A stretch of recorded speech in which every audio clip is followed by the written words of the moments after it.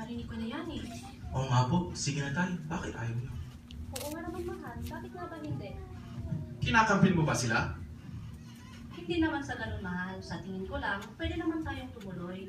O tingnan mo pa, ako naman kay mama eh. Ako ang ulo ng pamilya, kaya ako ang masusunod. Sinabi ko na sa inyo na kapos tayo sa bahay ngayon. Ikaw naman, bawasan mo nga ang paggagastos mo. Ano?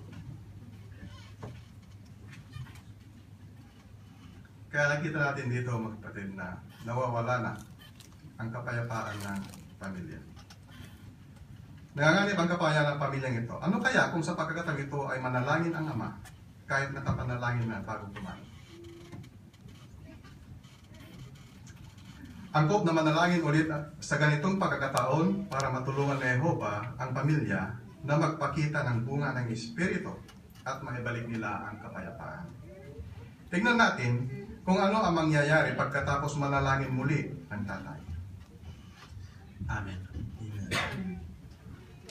Maraming salamat, mahal, sa panalangin. Alam niyo, mahal na mahal ko kayong lahat. Pero kailangan natin ng tulong ni Jehovah para makagawa tayo ng tamang desisyon bilang pamilya.